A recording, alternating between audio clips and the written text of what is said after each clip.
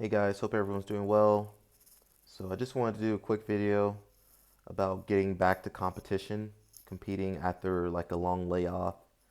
So I recently have a competition coming up here in Sweden, and one of the students, I'm not going to name his name, but he's taking a little break off of competing for a while, maybe a few months or maybe even like a year or two. So I just wanted to offer some advice for you guys out there that maybe took a little break or maybe you like fell off in your training and how to like come back. So I've experienced this before when I was a brown belt. There was a time where I was training really hard, and then due to like life circumstances, I just kind of fell off in my training, and I was motivated to train, but something inside of me just like I just needed a break. And just a little bit of my background. I've been competing pretty much every year since I started training martial arts when I was 15. So I did like taekwondo tournaments, and then I did like started training or doing jiu-jitsu tournaments. Within a few months of starting. So I competed a lot up until my brown belt years, and I think in around 2013, I did I think I did the pans, and I didn't really do well. And then I was planning on doing worlds, but then it just didn't click. It didn't happen. I trained really hard. I was even preparing for it, but it just didn't work out for me. And that kind of made me, I don't want to say not motivated, but I was pretty much not motivated. And man, I would come and train sometimes, and I just would feel like, why am I here? I just felt like I really, at the academy that I was training at, I didn't really feel like I had a place. I just felt like there was really no point in me being there. I didn't really fit in anywhere. I was like this really good competitor, but I didn't have the proper outlet for me. I wasn't teaching, I wasn't really competing. I just didn't know what to do. And it was a hard period in my life. I look back and it was rough times back then. And I remember I must have taken off like a year and a half. So from 2013 to like the end of 2014, I really wasn't competing. I I would come in maybe once or twice a week, and I would train. I would push myself to go and train like one time a week, like rolling, even though I wasn't like really working anything. I would just come in and just try my best to roll. And it kind of sucks because we had at my academy, we had like one of the best competitors in the world training with us, and I kind of missed that opportunity because I was not motivated. I loved training with the guy, but man, I just could not.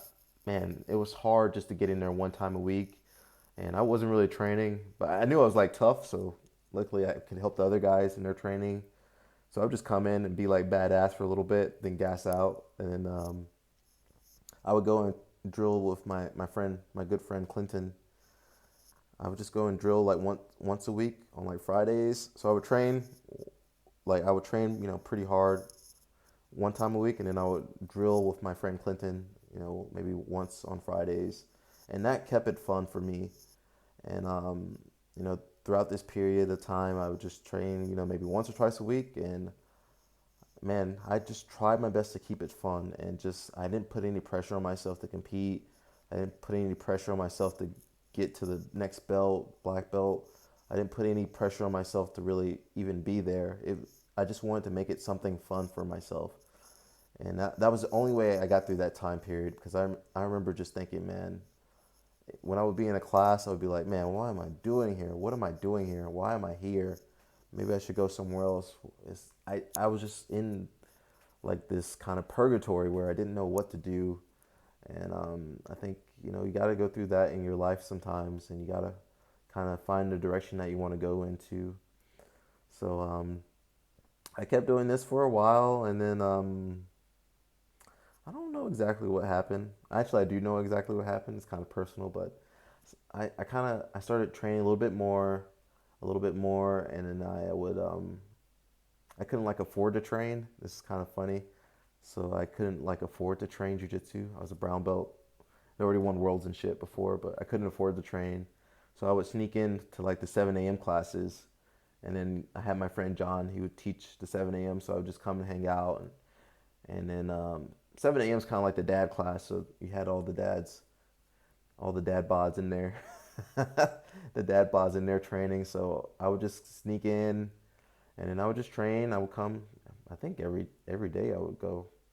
7 a.m. I don't know how I got up that early to train, but I would go train 7 a.m. and then I would go to work. And man, that just really made it. That just showed me, not showed me, but it just kind of ignited that love of jujitsu in me. So I've always had a love of jujitsu. I've always loved training, competing. Was always a good part of it too. But just you know, it just took time for me to get into the right mindset, into that right zone where I could enjoy jujitsu the way I used to. And I remember I ended up competing in 2014 in a little Ludodor tournament. I don't know if I have a video, but I used to have a video of all this stuff. So I happened. It was like the end of the year. It was like November. I hadn't competed since 2013. So I just went into the tournament, and luckily I did really well, and that kind of gave me a boost to push even harder in 2015, and I tried to make a comeback that time. So I had a lot of success, coming back.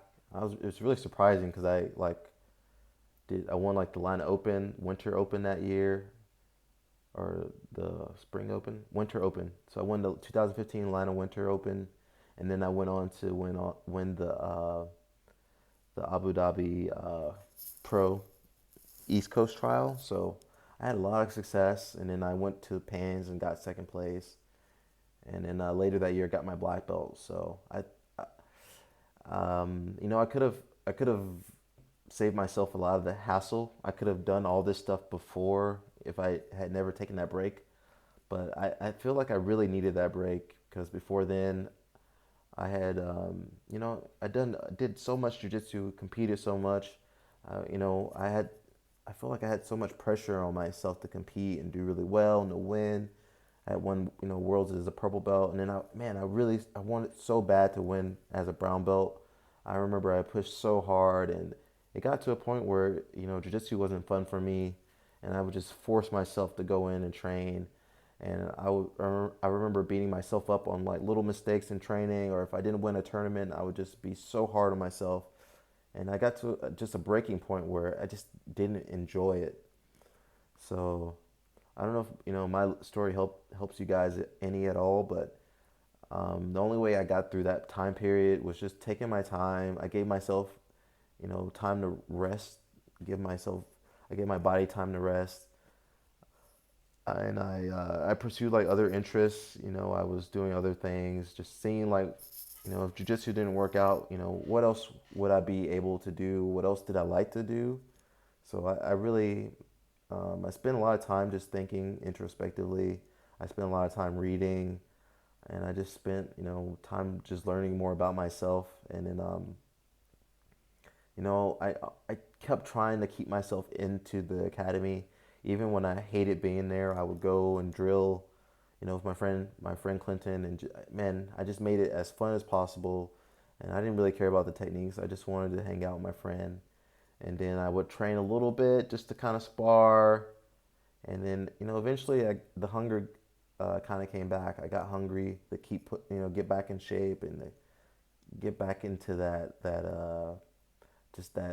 zone that I had previously experienced.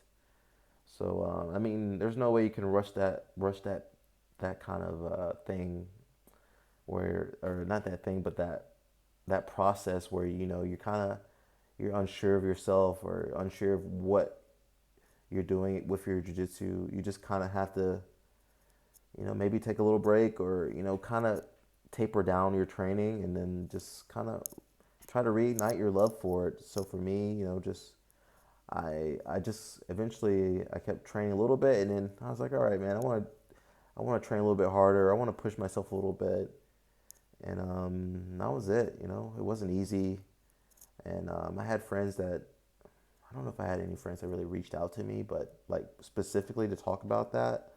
But I did have friends, you know, that are always supportive of me in whatever I decided to do. So that really helped. And it's just something you can't force yourself out of. You just have to like, you know, just kind of try to get through it. That's all I can say. You just try to get through that period where you just don't want to train, and then just take your time coming back, and you know, just enjoy the process. You know, come back, and when you're ready to compete, you go and compete, and just try your best. Something that I've taken from Cobrinha. He says it a lot on his social media, and I kind of say it as a mantra before I compete, is that I have nothing to prove. I just want to improve, and that kind of pushes me even now. Even now, that pushes me just I've lost tournaments. I've lost so many tournaments as a black belt, more than any belt level, and I've lost to guys that had been trained less than me, and guys trained longer than me. So even so, like I don't really care about losing anymore. I just want to get better. I just want to go to those tournaments and see like my limits. I want to test my limits and see what I can do. So if you've had a little break from jiu-jitsu and you want to come back, just go slow. That's my advice. And if you want to compete, just go slow, take it easy. Hey, maybe don't do the world championships right off the bat. Just try like a little local tournament to wet your feet, and then just build momentum from there. So guys, hopefully this video helps you guys. Until next time, ciao.